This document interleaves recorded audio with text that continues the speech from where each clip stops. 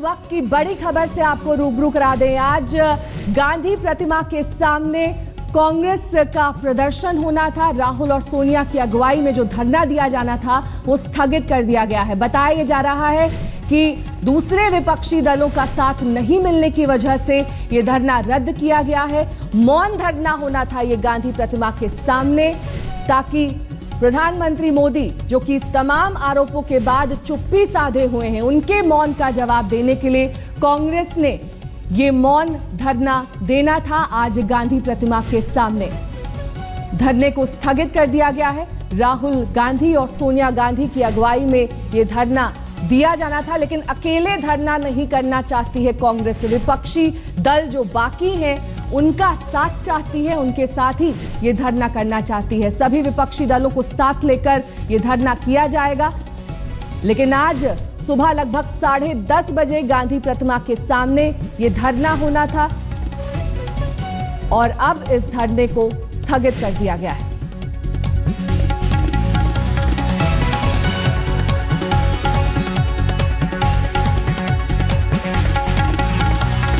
प्रधानमंत्री नरेंद्र मोदी के मौन का जवाब कांग्रेस अपने इस मौन धरने से देना चाहती थी, लेकिन अब इस धरने को रद्द कर दिया गया है। सवाल ये उठ रहे हैं, क्या सुषमा के ट्वीट से कांग्रेस बैकफुट पर आ गई है और क्या इसी वजह से ये धरना रद्द कर दिया गया है? विपक्ष कांग्रेस का साथ क्यों नहीं दे रही है? ये तमाम सवाल अब उठ रहे हैं। जो तमाम विपक्षी दल हैं उनका साथ कांग्रेस इस धरने में भी चाहती है, अकेले धरना क्यों नहीं करना चाहती? अगर कांग्रेस ने तमाम मुद्दे उठाए हैं तो अकेले धरना करने में क्या हर्ज है? सोनिया राहुल की अगुवाई में यह धरना रद्द क्यों हुआ है? तमाम सवाल अब उठ रहे हैं। क्या सुषमा के ट्वीट से कांग्रेस बैकफुट पर आ चुकी है? और विपक्षी दलों का साथ क्यों आखिरकार कांग्रेस को नहीं मिल रहा है? विपक्ष कांग्रेस के साथ क्यों नहीं है?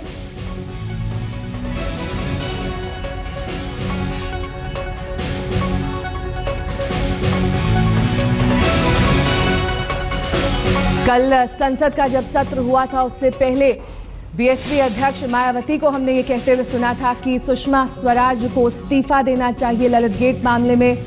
विपक्षी दल जो कांग्रेस के अलावा बाकी विपक्षी दल हैं उनकी तरफ से भी ये मांग की जा रही कि जो आरोपी मंत्री हैं उनके खिलाफ बीजेपी कार्रवाई क्यों नहीं कर रही? क्यों प्रधानमंत्री नरेंद्र मोदी ने चुप्पी साध रखी है? और यही वजह है कि आज ये मौन धरना होना था। बीजेपी नेता शाइना एनसी इस वक्त हमारे साथ जुड़ गई हैं। शाइना जी, बहुत बहुत स्वागत है आपका आज तक पर। आपसे प्रतिक्रिया चाहेंगे, धरना आखिरकार कांग्रेस ने रद्द क्यों किया? क्यों बैकफुट पर अब चली गई है कांग्रेस? क्या ट्वीट का असर है? देखिए, कांग्रेस को पता है कि कोई सही मुद्दा ना उतारते हुए वो लगातार ये इनसिक्योरिटी की वजह से बार बार हमारे नेतागण को ठोक रहे हैं और कहीं ना कहीं निशाना बना रहे हैं।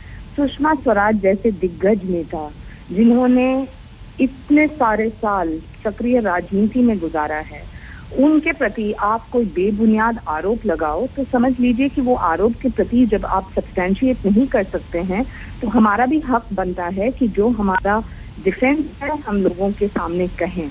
और जब हमने ये कहा कि हम पार्लियामेंट में कहेंगे और सुषमा जी स्वयं कहेगी, तो स्वाभाविक रूप से कांग्रेस बैकफुट पे गई है क्योंकि पता है कि उनका पोल खोल हुआ है। मैं मानती हूँ कि इसको ज्यादा महत्व न देते हुए भारतीय जनता पार्टी एक ही राजनीति में विश्वास करती है और वो है कि लोगों के लिए काम करना, प्रगति की राजनीति करना, और ये नकारात्मक सोच में न जाते हुए हम सिर्फ काम करते रहेंगे। लेकिन शाइना जी, फिर एक आरोप का जवाब दूसरे आरोप से क्यों दिया जा रहा है ट्वीट के जरिए?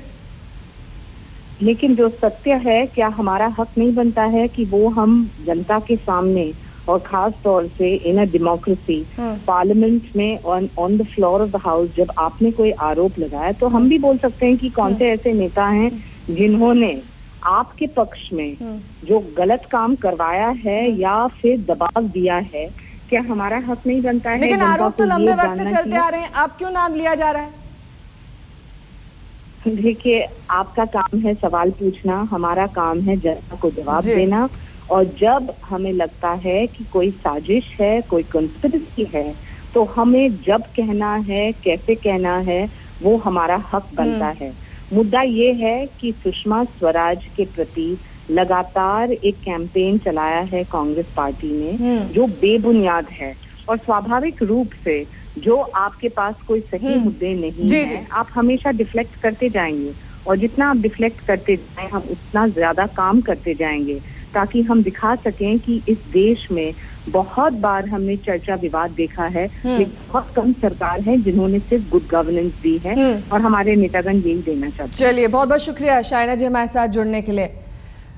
तो सुषमा स्वराज के ट्वीट के बाद क्या कांग्रेस ने ये कदम उठाया है? क्या बैकफुट पर आ गई है कांग्रेस? इसी वजह से ये धरना स्थगित कर दिया गया। अब आपको वो ट्वीट दिखा देते हैं जो विदेश मंत्री सुषमा स्वराज ने किया था। एक वरिष्ठ कांग्रेस नेता ने कोयला घोटाले के आरोपी संतोष बागरोडिया को डिप्लोमेटिक पासपोर्ट देने का बहुत दबाव बनाया था। मैं संसद में उस नेता के नाम का खुलासा करूंगी। ये ट्वीट सुषमा स्वराज की ओर से आज सुबह आया।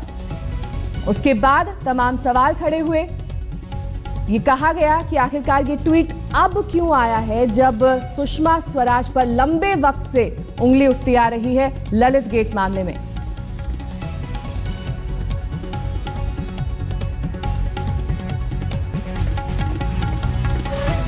और इस पूरे मुद्दे पर है या नहीं है, मरता क्या न करता।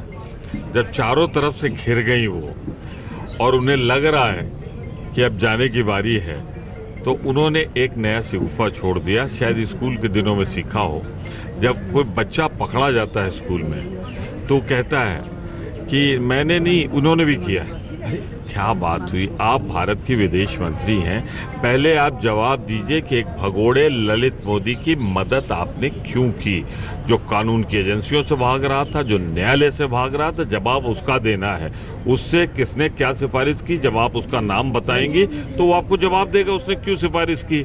लेकिन आप इससे अपनी जिम्मेदारी से मुक्त नहीं हो जाती जो भारत के संविधान ने आपको दी थी, उसका आपने जो ब्रीच किया है मंत्रिपरिषद की ओथ का, उससे आप मुक्त नहीं होती। लेकिन उनका ये भी कहना है कि संतोष बागरोडिया जो कि कांग्रेस के नेता रहे, एक्स एमपी रहे, पूर्व मंत्री रहे, आरोपी रहे कोल घोटाले में, उनके डिप्लोमेटिक पासपोर्ट के लिए सिफारिश की कांग्रेस के नेता ने, तो यहाँ पर भी कांग्रेस की भी तो गलती है।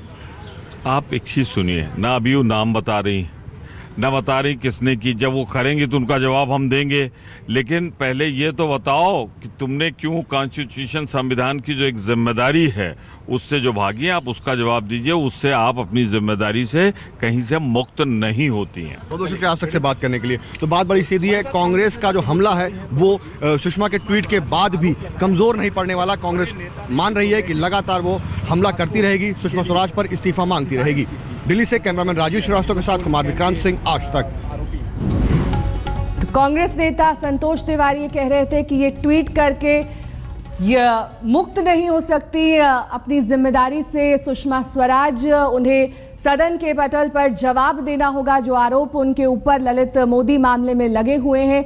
लेकिन संतोष बागरोडिया जिनका नाम इसमें लिया गया है इस ट्वीट में, कौन है वो हम आपको दिखा रहे हैं। 2008-2009 में मनमोहन सरकार में राज्य मंत्री थे, कोयला मंत्रालय में ये राज्य मंत्री थे। इस दौरान 1 साल का ये समय था जब कोयला मंत्रालय में ये रहे राज्य मंत्री। 2012 में सीबीआई ने कोयला घोटाले में इन्हें आरोपी बताया था। इनका नाम आज ट्वीट में लिया गया है। 120B, 420 और 409 की धाराओं के तहत इन पर मुकदमा दर्ज है। 1986 से 2010 तक राज्यसभा में सांसद रहे हैं संतोष बागरोडिया। साथ ही आपको बता दें कि संतोष बागरोडिया राजस्थान के राज्यसभा सांसद भी रह चुके हैं। कई चुनाव में कांग्रेस ने पर्यवेक्षक बनाया था इन्हें।